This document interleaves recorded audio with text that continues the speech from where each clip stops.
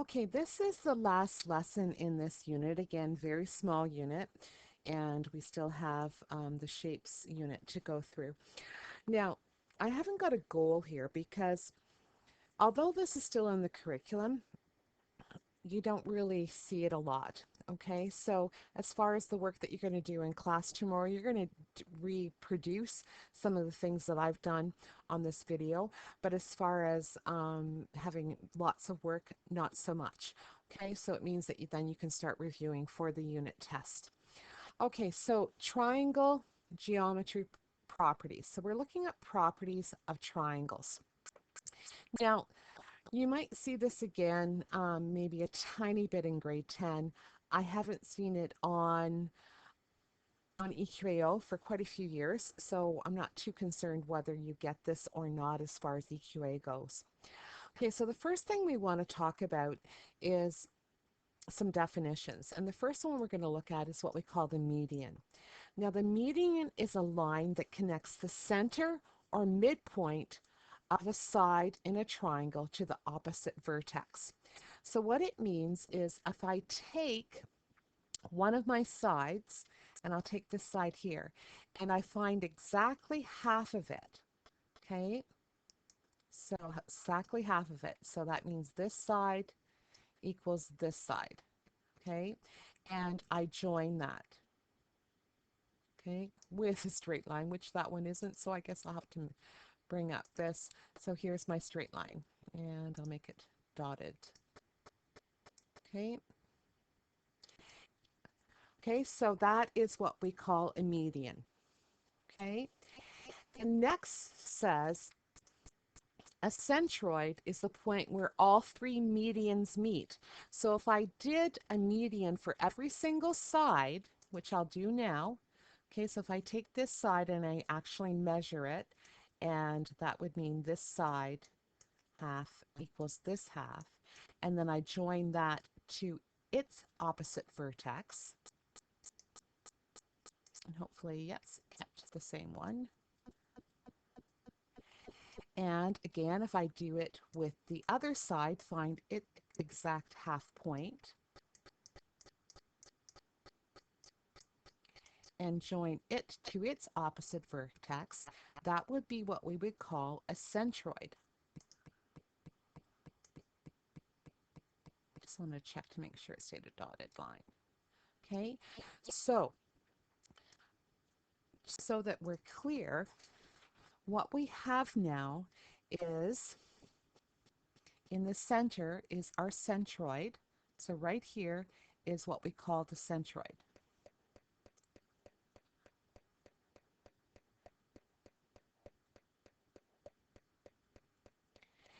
And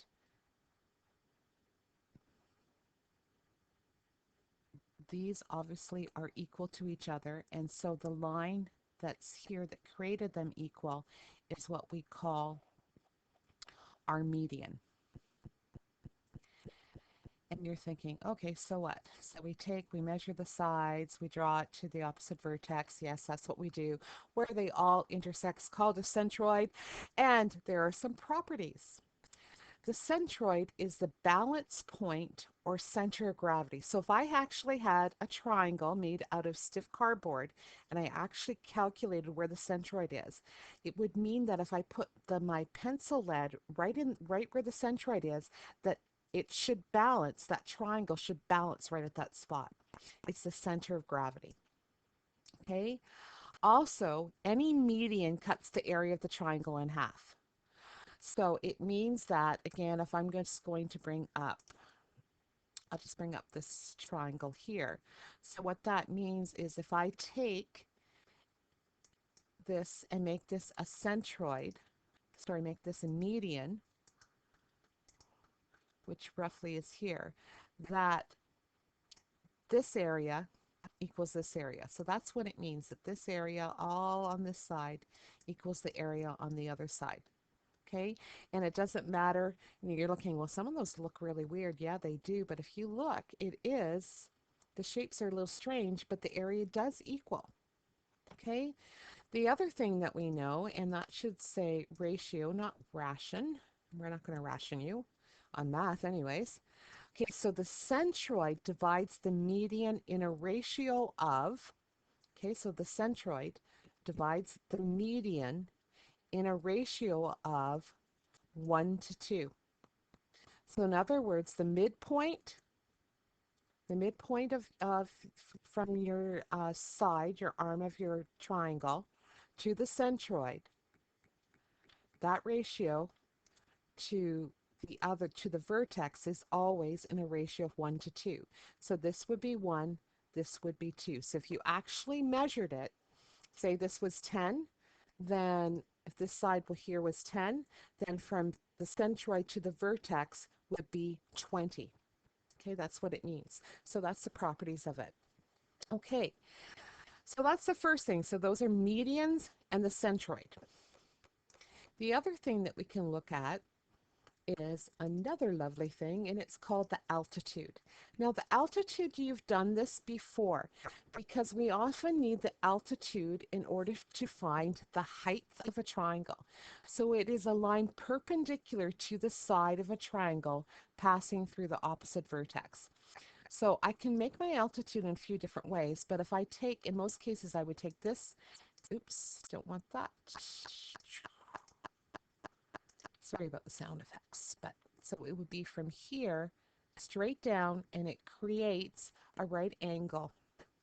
Okay, so it needs to be perpendicular. Perpendicular means right angles formed.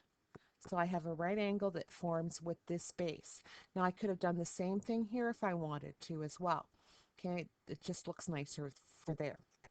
Okay, now the next thing to look at is, oops, get over there. Might need to extend my page in order for it to do it. An orthocenter is the point where all the altitudes intersect. So if I actually went and took and made altitudes for all three sides, I would, where they intersect, we call it an orthocenter. Okay, so lots of terminology right now. Now I'm going to go to the next page and actually do that, because for an acute triangle, the orthocenter is going to be inside the triangle. So let's actually try to create this, and we'll see how I make out with this, considering that I'm on the smartboard and not on the blackboard. Okay, so if I make a right perpendicular straight down, right, to give me the altitude for that one, and it's a little bit harder for me to see, so I'm actually going to group mine and then put it back in place. Now I'm going to find the altitude for the next one, and I'll do it in a slightly different thing. So from here straight down, so it's 90 degrees, and that looks pretty close. And I'm going to group that again, and I'm going to keep flipping this triangle all over the place. Group, group. And so now I'm going to flip it around to get the altitude for my final side. And I'll use this one this time. Oops, it changed all of them. Isn't that amazing? Beautiful. So now if I do this one straight down, there we go there. So what I've done, and I'll put it back to where it was, or pretty close to where it was, and I'm going to group that. It was just a little easier to create it that way. And back to where its original position was. And there it is. So every single one of those was an altitude. Okay, so an altitude there, an altitude here, because it formed a perpendicular to its side. And where they intersect, and obviously mine isn't quite as nice as I would like it, what that is what we call the orthocenter. Now, that was an acute triangle.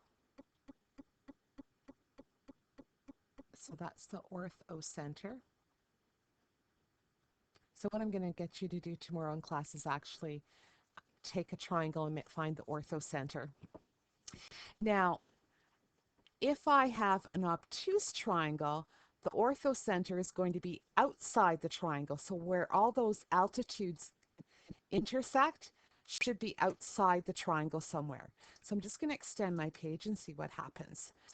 All right, so here's my base here. Here's my vertex here. So how on earth do I make my orthocenter? Well, I think I'm going to start with a different angle because I think my life would be just a little bit easier if I did that.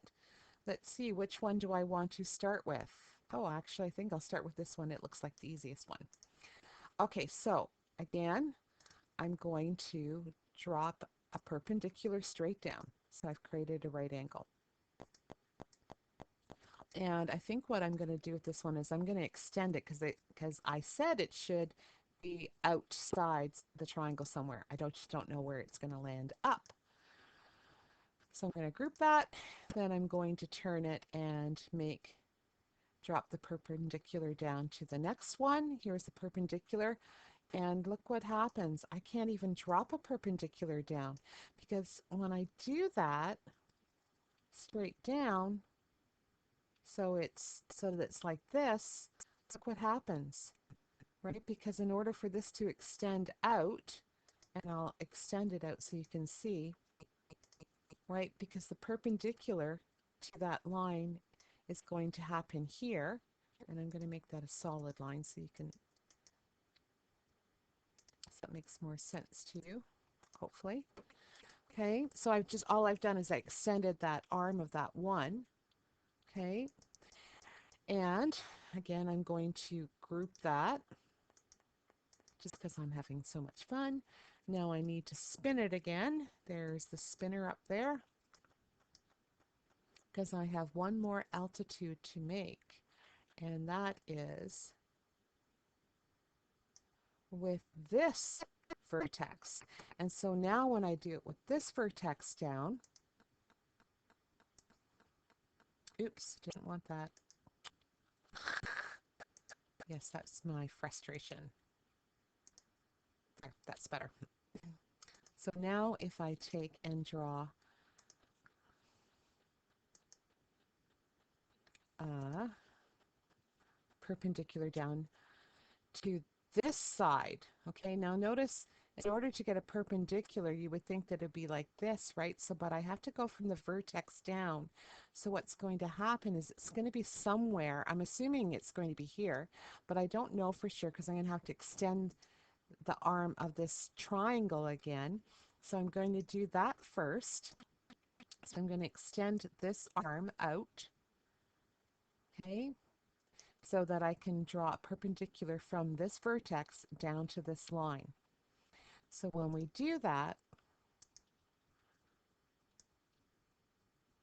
you can see that that there is perpendicular, and I would extend it even further. Okay, so what happens is I do have an orthocenter which occurs right here. Okay, now we extended these so in order to get our right angles, our perpendiculars to these other bases. And so that's one way to, that's how you do it if it is obtuse triangle. Now what I'm going to do is I'm going to put it back to where it was. So there's our finished product. Now what would you do with that? Well, I'm not quite sure. Okay, so I'm going to stop the video. We have one more section thing to do. As I said, not a whole lot of work with this tomorrow, but make sure you bring your notes so that you can actually reproduce these.